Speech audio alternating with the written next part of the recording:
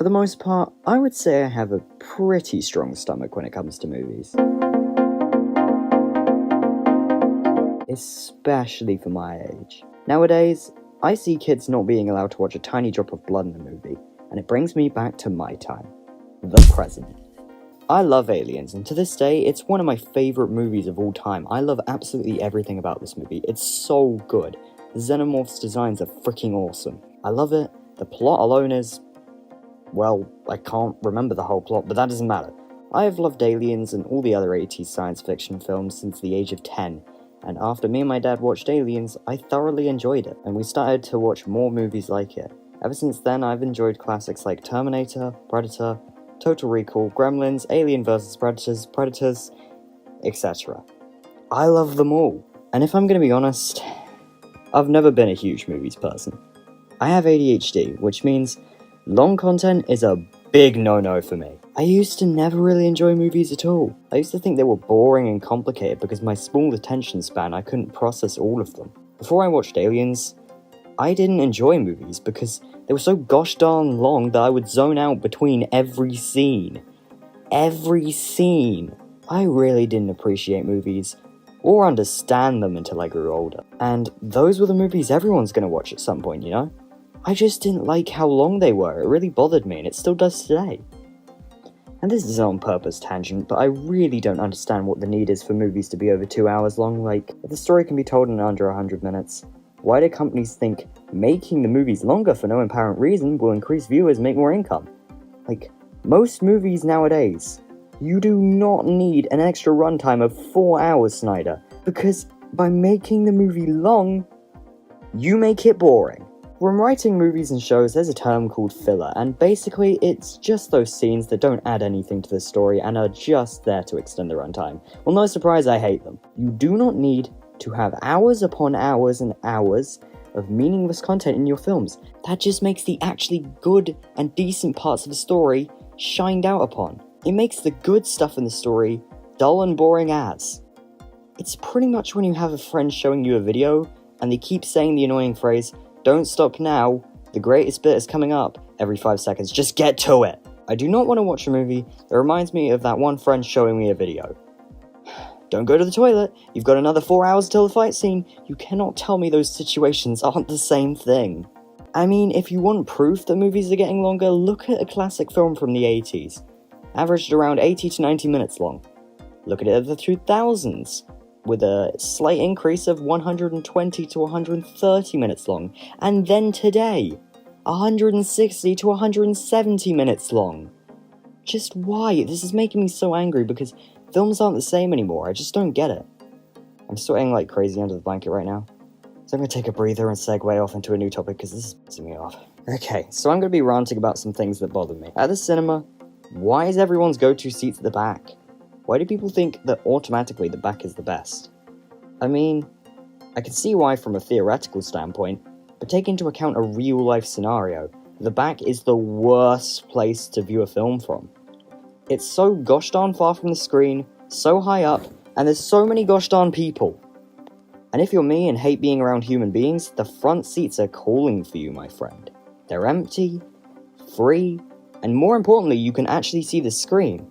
Well, not quite from the front row, but about the second to third is probably the best you'll ever get. And off the topic of cinemas, is food. My favourite part about watching a film, no matter where you are, is stuffing your face full of every and any snack possible. I'm talking buckets of salted popcorn, chocolates like Aero Bubbles, Minstrels, the whole lot. This will be a huge side tangent, but I'm really only into chocolate snacks. I'm personally not a fan of sweets. They're unhealthy, 10 times more likely to cause heart disease. They're also sugary to the point where you might as well eat buckets of cocaine at that point. You can literally see the sugar on these things. How can you like something so deadly? And fun fact, I was on a phone call with 2 of my script editors, and they both say they preferred sweets over chocolate. But these things would keep me up all night, put me in a sugar rush, and eventually kill me. How can you prefer that over delicious, sexy chocolate? Chocolate is literally the food of love, 10 times healthier than sweets, and tastier. So how do so many people prefer candy?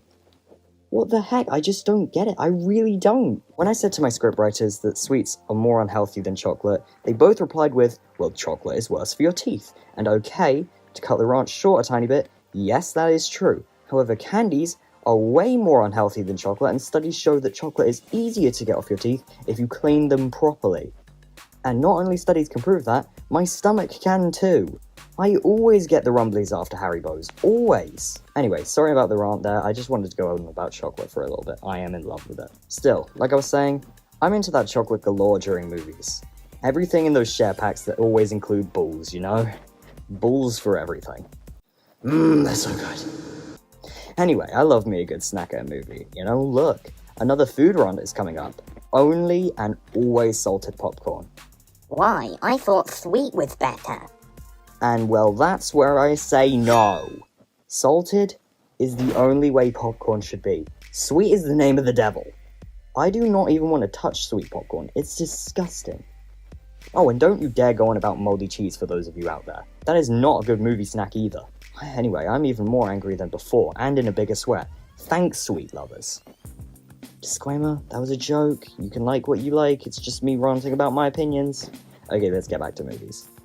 Okay, now I'm going to talk about an incredibly underrated movie that, in my opinion, needs to be popular. This movie is Tron Legacy. I love this film, and it's really good, but overall, the music... It ain't my genre, but the music kicks ass. This soundtrack had pure effort written all over it. It sounds phenomenal, and fits the film so well. And in my opinion, it's probably one of the best soundtracks of all time. This music nails absolutely everything it needed to. And ignoring the uncanny valley, this film is amazing, and it makes me so sad seeing no one talk about how good this film is. Now, to be fair, a reason why Tron Legacy wasn't so popular is probably because this was Disney in the 2010s.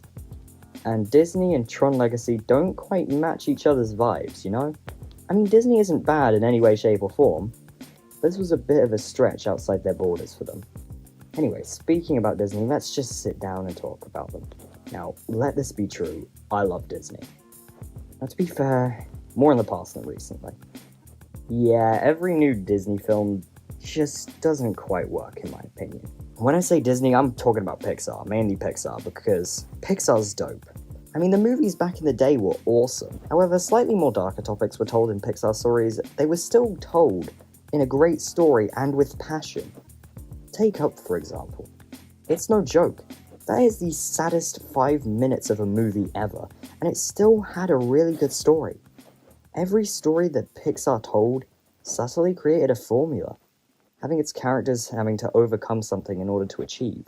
They were good and lightly touched on important dark topics in a good way, but nowadays, Pixar needs to remember that films are made as an escape from the noise of the world, rather than a reintroduction back into it. Pixar recently has been trying to cover things like teenagehood, existentialism, puberty trauma, and the whole lot. And I understand fully that this is a good thing, and I'm happy they want to cover these topics. But please, Pixar, bring back my escape portal to a world where toys are alive, cars are sentient, and rats can cook. Where did all of that go? I really respect the direction that Pixar wants to take, but please, go back to your roots and see where you're from. This isn't Disney, this is dark. Not only that, but I'm gonna be flat out honest here, Pixar films aren't following that formula that keeps them successful. Like, what does the character have to overcome here? Like, come on Pixar, you were so good at this back in the day, but now you act like this is something alien to you. Not gonna lie, I will always say this, but no matter what happens, I will always prefer the content of the past, whether it's music, trends, culture, or movies at this point. There's so many boring issues that movies have to talk about, and it's making them incredibly boring. I really hope the studios find their feet again and start producing good content like they used to. Well, that's just my personal opinion. In future episodes, I'll probably revisit this topic and talk about some of my favourite movies. That'll be fun. Anyway, I'm gonna have to leave the cinema now because I have literally spilled popcorn everywhere. Catch you next time.